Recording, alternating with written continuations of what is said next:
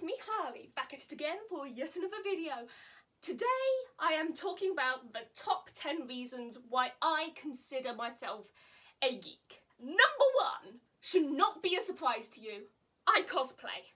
I have made videos in the past of some of the cosplays I've done. I have done several videos on my YouTube channel in cosplay for various reasons, whether that's talking about killing stalking or going to events and stuff and being dressed up. At the moment I am wearing my very lovely gifted CL Phantom Hive wig, and this is from the Jack the Ripper case, in case you didn't know. But yeah, I love to cosplay. I'm not necessarily very good at it, but I love to do it. Number 2. This relates to the cosplaying kind of thing, because where do you see a lot of cosplay taking place? Comic-Cons. Yes, I go Comic-Cons, or at least I used to before the virus hit. I've had a couple cancelled because, for obvious reasons. When we eventually can have Comic-Cons again and have mass gatherings, you can guarantee I'm going to be going to Comic-Cons. Number 3. Yes, that was 3. Shouldn't be a surprise to you, seeing as I'm wearing a CL Phantom Hive wig thing. I watch anime. Not only that, but I read manga. I've got quite a few, and in fact I actually have part 2 of a manga coming through the post. You might have seen that on my bookshelf if you saw my refurbishing a bookshelf for my books. I don't know why you'd have watched that. It's basically me going loopy off spray paint fumes for God knows how long that video took. Number 4. I read my fair share of comics and watch the movie adaptations of these characters, and I also watch cartoons.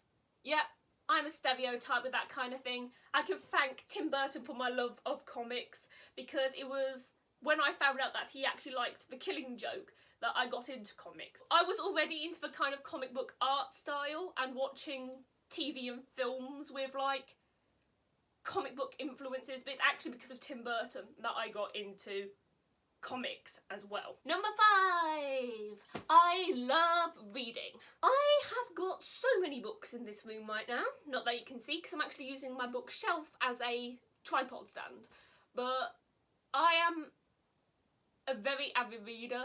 I have loved reading since I was tiny. In fact, I remember in primary school I literally read the entire library of that school.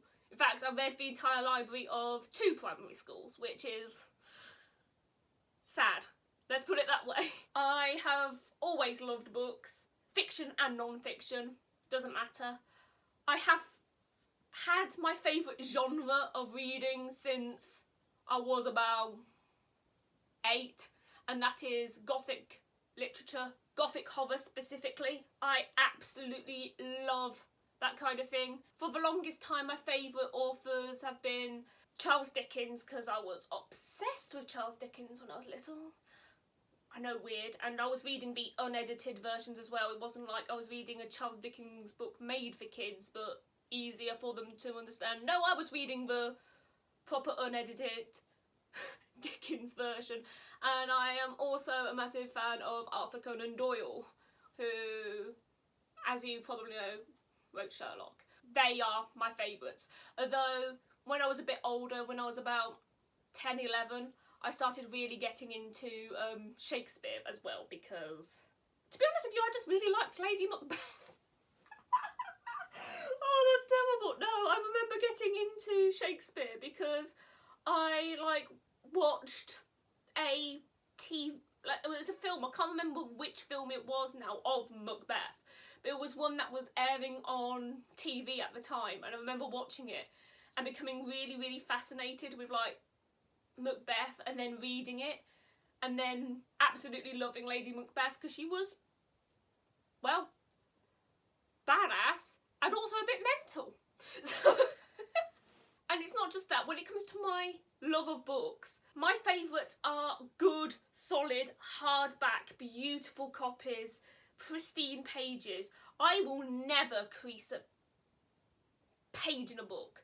In fact, I remember when I was doing A-level English, I was absolutely horrified that we had to mark in our books and write in our books. I was like, no, I am not doing that. You can't make me. I will not vandalise this piece of work. And instead would get post-it notes and put post-it notes everywhere inside my book because I refused to write and highlight it. Oh my god, I'm so sad. So yeah, I'm a book reader. I am very stereotypically geeky with that. I think this is number 6. I honestly don't know now. I've lost count. I have very bad eyesight. It is a stereotype that geeks have bad eyesight and cannot catch things because of it to save their life. I have no hand-eye coordination. My eyesight is absolutely bloody terrible. The only thing good about my eyesight is I have an excellent perception of colour. That's what my optician said. I'm really good at identifying colours and seeing differences in shades and stuff. Actually focusing on the object, out of the question. I have a stigma in one of my eyes. I have one eye which is long distance and one eye which is short distance. I should wear my contacts far more often, but I don't because I'm lazy. And I actually have glasses, although I refuse to wear them. Boy, I do not suit glasses. At all. My number 7 reason, another stereotypical geeky situation is geeks are meant to be clever, but have no common sense. Now then, I wouldn't exactly call myself clever. I'd say I'm about average when it comes to intelligence. But when it comes to common sense, ooh, I have none. If you ask me to find something, unless I know exactly where it is, I will not be able to find it. If you ask me to solve a situation in a logical way, I can usually do that with a lot of thought. However, I will usually end up coming up with the most complex, over-exaggerated, unnecessary route possible. I am not very good at noticing the easy option. My mum will often point out that there is a much easier route to go down, that anybody with common sense will be able to tell you.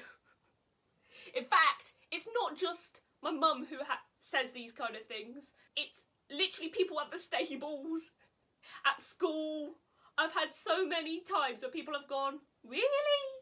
You decided to do it that way? You've made things so much harder for yourself.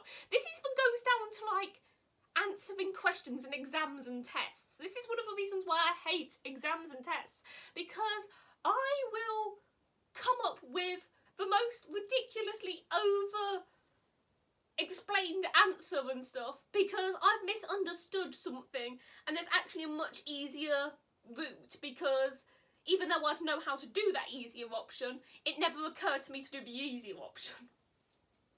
This goes on to my next reason, and I give up with numbers at this point, so I have no idea what it is. But when I get involved with a topic and love a topic, I am not kidding you, I will throw myself wholeheartedly into it. You can guarantee that once I'm involved in something, I will be addicted. This has always been the case with me ever since I was absolutely tiny. For instance, I refused to speak to people at all, really, other than the odd word, until I knew how to make full sentences and speak properly. And then once I started speaking properly and things, it was literally instantaneous. It went from like one day I wasn't saying anything at all to the next day I was making full complex sentences because I'd learnt it. I also don't like showing people me learning a process. I am very headstrong in that department. I will not show people me learning and making mistakes. Literally since I was an infant, I have never ever wanted to show my learning process. And when I get into something, I get into something. It's not just learning a situation and things, it's also collecting stuff. I am a big collector. I collect so many different things. I collect books, I collect soft toys from places I've been to. I have far too many soft toys, I know that. I collect statues. Oh, I love collecting crystals. Like, I've got so many of them. I love them so much. Like, look at that. Look at that pretty rock. Yeah. Purple and yellow. Friends will get me rocks for birthday and Christmas because they know I will love it. There's just so many things. I collect houseplants. Just looking around my room, I'm like, yep. I collect masks, Venetian style masks. I love them. Haven't got a very big collection of that because they are quite hard to come by, especially really nice ones and not just cheap ones, like cheap naff ones. In a similar situation, I move on to my next thing, which I think is actually number 9. I really have no idea. I give up with numbers. I am OCD. This is something that everybody in, like, who's close to me knows. I have to have my books stacked in a certain way. I have to eat in a certain order certain things. Like, if I'm eating sweets, I have to eat them colour by colour because otherwise it drives me mad and I can't eat them in any other way. For some reason, absolutely hate number 2. Unless it's number 2 to make something symmetrical, I don't like it. If you offer me a biscuit, I'll have either 1 or 3 biscuits. I will not have 2 because I don't like number 2. Oh gosh. I think that's one of my biggest OCD things, avoiding number 2, unless it's for symmetry purposes. I have to have things symmetrical if I do. Even if something is slightly out when it's meant to be straight, or in order, it will drive me mad and I will not be able to stop thinking about it or stop looking at it. And it, like, literally, I swear it physically hurts me because it annoys me so much. It literally distracts me from everything. I either have to have things perfectly or chaotic. Like, when there is no order, it doesn't bother me as much, although I would rather there be order. I'd rather have chaotic order where you understand where everything is than have perfectly straight apart from 1, which is slightly wonky. Oh, that gets me so much. This is actually a very sad confession from my childhood again. My mum used to have to drag me away from checkouts and things in the supermarket because if things weren't straight, I would start straightening them. And by the time my mum had finished going through the, like, checkout and had paid and was trying to leave, she'd have to drag me away from organising, like, the bubble gums or the crisps or the chocolates. And I remember there were so many situations where, like, the person who was just doing their job just at the checkout would go, "Is there something wrong? Is she okay?" And I was like, "Yeah, she's just organising your shelves. Please don't be offended. You're doing great work." Finally, I was bullied at school. Very badly bullied. I'm finally out of school now, being 21, but my god, it was traumatic. I had all the stereotypical, like, being bullied things. Yeah, I had a terrible time at school, and that is a very stereotypically geeky thing. This is where bullying gets you. It makes you dress up in cosplay. But at least I'm happy with myself now. I will never apologise for being myself, so as much as I was bullied and hated school, I'm out of it now, and I can be whoever I want to be, and not be beaten up for it, or at least I haven't been yet. Just a bonus one. I had braces. When I was a young teenager and stuff, I had braces. Yes, I have bad teeth. Or I had really bad teeth. I now just have 1 tooth which decides to go, like, for a stroll and for some reason has gone out of line with all the others. And now I also have to have a night retainer, which is, again, stereotypically geeky. You think of, like, geeks, retainers, braces, all that jazz. I think the only evidence I have really of just how bad my teeth were are photos from when I was little. I might put one of those in. I also still have a mould from when I had my retainer made. It's on my bookshelf because that's a normal ornament people have on their bookshelf. So on that note, I'm going to say toodle pip or beans, and see you in the next video. They were the reasons why I consider myself a pretty big geek.